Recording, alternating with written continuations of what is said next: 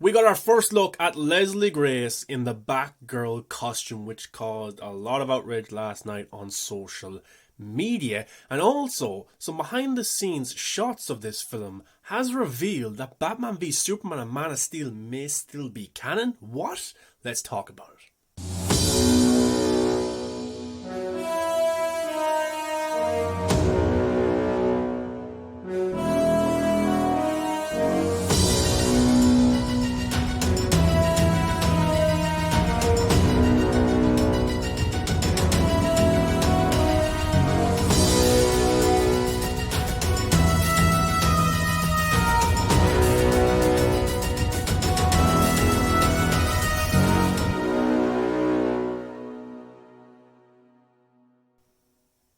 What's going on, guys? Welcome back to the channel. Make sure you give it a thumbs up and subscribe for a brand new video every single day. But yesterday, Leslie Grace gave us our first official look at the Batgirl costume that we will see, of course, in the Batgirl movie that comes out later this year. Now, this is a movie that I was not excited for. Then I ended up being excited for it because Brendan Fraser, there was rumours that Ben Affleck, the directors were hinting at Ben Affleck, but then it wasn't Ben Affleck, it was Michael Keaton. Leslie Grace looks awesome. So I'm very intrigued by this movie, and we got to see that Robin exists in this world now with Michael Keaton's Batman. And there's rumours right now that Dylan O'Brien could be cast as Dick Grayson, aka Robin, aka Nightwing. So this film has a lot going for it. But Leslie Grace posted this last night with the caption, "I use their expectations against them. That will be their weakness, not mine. Let them all underestimate me. And when their guard is down and their pride is rising, let me kick their butts." Batgirl, year one. That's a pretty good line. And also, we should take into consideration the costume that she has right now, and then that quote from year one, Batgirl. Look, the costume isn't the best thing we've ever seen in the history of comic book movies at all. And many people online were calling it trash, and this new DC is terrible and stuff like this. What I will say is that they put out this costume because they're going to be doing outside shooting over the next few days. So they don't want it to leak in that way, a terrible first look shot. And you're probably saying, well, this is a terrible first look shot. Well, this is a natural shot of the costume. This isn't done with Photoshop or special effects or anything like that you would see on the CW shows. Do you know when the CW release a picture of a brand new suit for a character, and you're like, wow, it's very cool, but that backdrop isn't real or anything. And then when you get to see it in live action, in motion, the suit never really improves. Well, this suit right here is what you're seeing right now, but this can only improve because this isn't a shot from the movie. This is taken on a camera. And when we actually get to see the film through post-production, visual effects, all that kind of stuff, the surrounding of her will be changed and the suit will pop even more. That's what I have to say. I think it's a fine first look. It's a natural shot. Her hair looks badass. She looks cool. The silhouette of the bat ears and everything like that looks absolutely awesome. I will say the suit could be maybe a little bit tighter. It could be a little bit cooler and pop a little bit more, but it's not a shot that has been touched at all. And this is year one Batgirl, so she probably made this herself. And she will probably get an upgrade as the movie or movies go on. Because when we meet Barbara Gordon, I'm guessing she isn't in Bruce Wayne, Batman's circles yet. And when she is recruited by Michael Keaton, she will get a suit upgrade. That I'm very sure of. But the suit is very comic accurate. If you go look up Batgirl costume from the comic, this is accurate. This really, really is. Yes, it doesn't pop as much because there's not a colour or an illustrator there making it stand out on the page or anything like that. But I can guarantee in the movie it will look a lot better. And I can almost guarantee as well she'll get another suit. This isn't the final look of Batgirl in the movie at all. It's year one Batgirl. She's just starting out. She made this suit herself. And here we have it.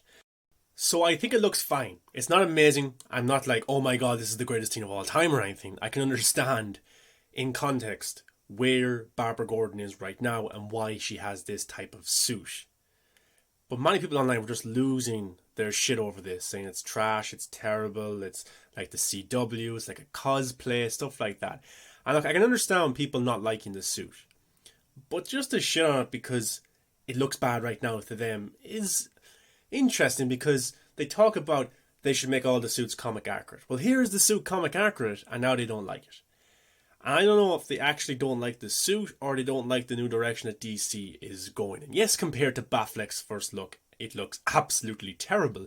But Batfleck was Batfleck for 20 years before we got to meet him in Batman v Superman. Leslie Grace, we haven't even seen her yet. She hasn't been Batgirl for more than a week. So I'm not as hard as other people are, but the director had some fun online about this as well, because he posted this on his story. You know, you have Batman slapping Robin, and Robin is saying, it looks like cosplay. And then Batman steps in and says, shut the fuck up, I'm waiting for the film. So I found that very funny.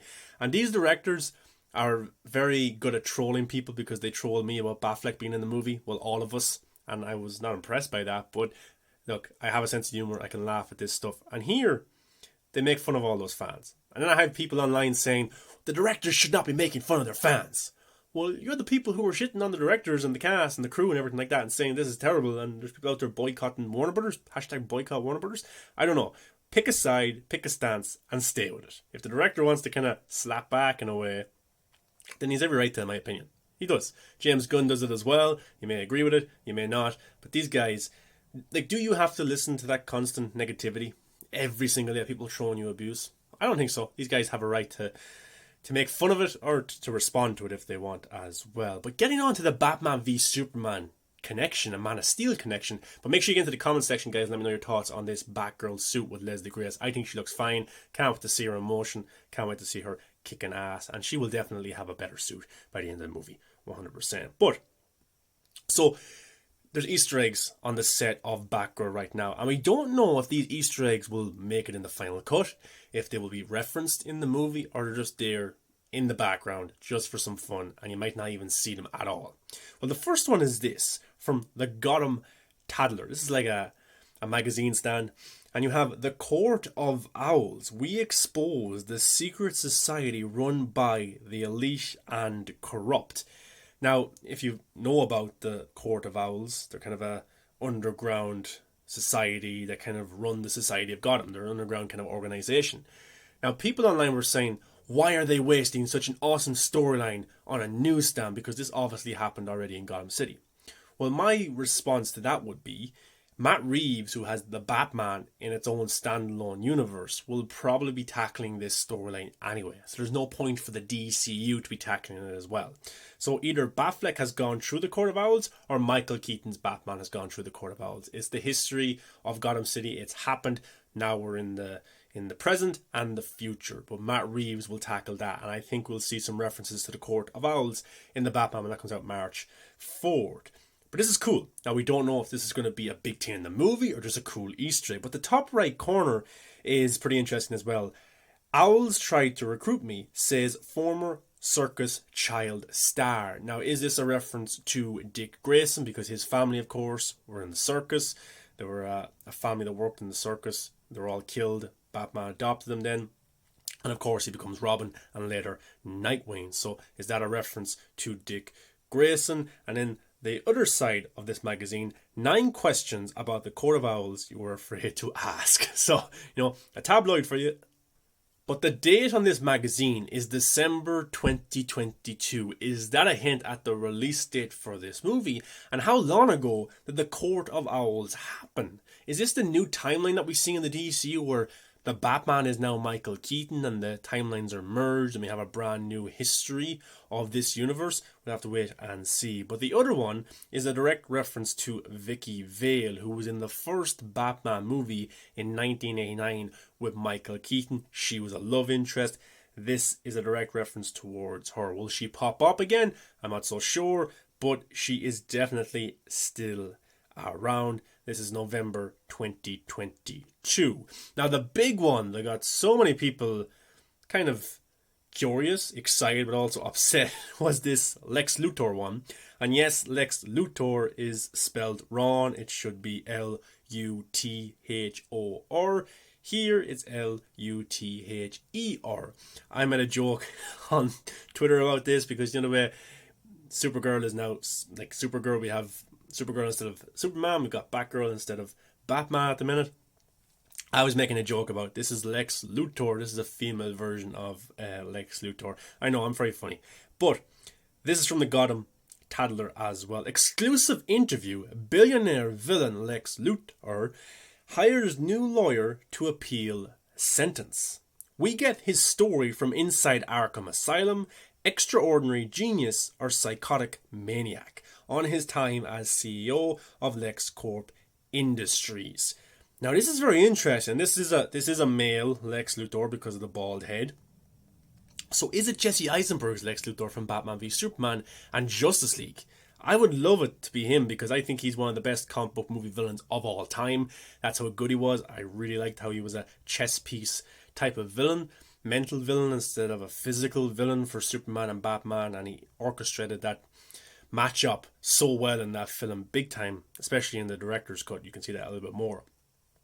But if this is a new timeline and Batfleck is gone, then why is the events of Lex Luthor and Doomsday still relevant? Why is it still around? Because if this is a new timeline, and we've heard reports that the Snyderverse is being erased, that includes Man of Steel and Batman v Superman, are there rumours false that it's erasing the Snyderverse then if this story is still relevant and important to the ongoing story being told in Batgirl in this new universe? Pretty interesting. Then we have witness testimonies from the Capitol building bombing, which Lex Luthor did do in Batman v Superman trying to frame Superman. So what exactly is going on here?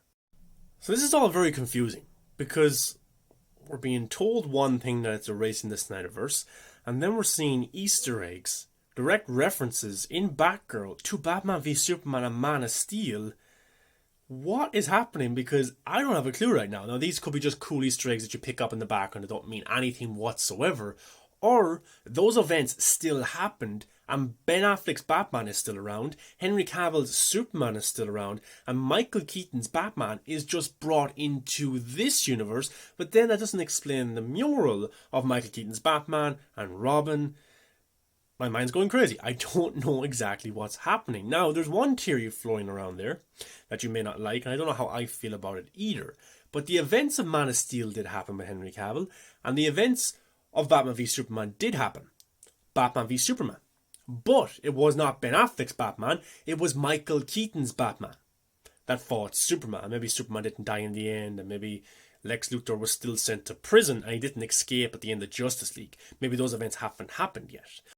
Or Man of Steel did happen, but with Supergirl, and Batman v Superman did happen, only it was Batman v Supergirl. Now, I don't know how I feel about that, because Batman v Superman for me is one of the greatest comic book movies of all time, and now they're trying to redo those stories with Supergirl and Michael Keaton's Batman. Yeah, I don't know. How is those storylines still happening, still canon, still referenced to in the current timeline we find ourselves post-Flash with Leslie Grace as Batgirl, but most importantly, Michael Keaton as Batman, and he has his Robin, and he's building his Bat family. It's very confusing. Maybe all of those storylines are merged, and they did happen, but they happened in different ways. Lex Luthor was still imprisoned, but Superman or Supergirl didn't end up dying at the end of the film. Every single day we get more information about the Flash movie and the Batgirl movie, but the more questions we have. What exactly are DC planning? Are they erasing the Snyderverse, or are they trying to implement the Snyderverse into this new timeline?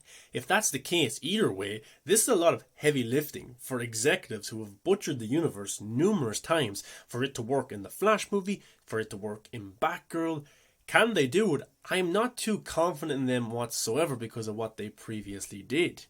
Now, the directors of the Batgirl movie, Andy Muschietti, director of Flash, the Black Adam director, James Gunn, they might all have very interesting ideas how to pull this off, but can they? Can they really make it work?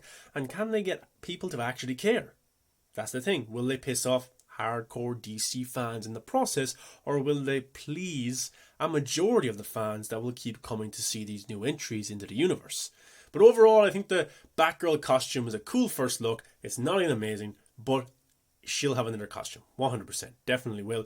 She looks great as the persona of Barbara Gordon we've seen from other set photos, and she looks great in this costume as well. But let's wait for a trailer to see it in motion, for the visual effects to be all done, and maybe even another suit as well.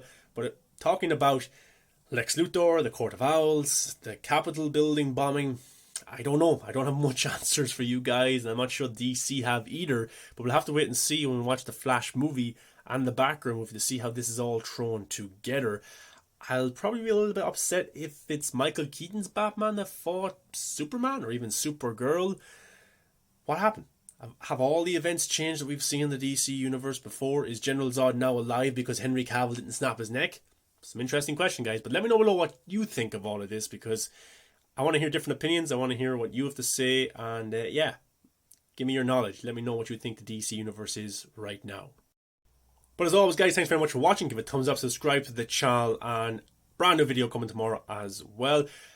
Also, guys, let me know your thoughts on the Batgirl director and his response to the trolls by trolling the trolls with that kind of meme. I thought it was pretty funny, and come on, have a sense of humour.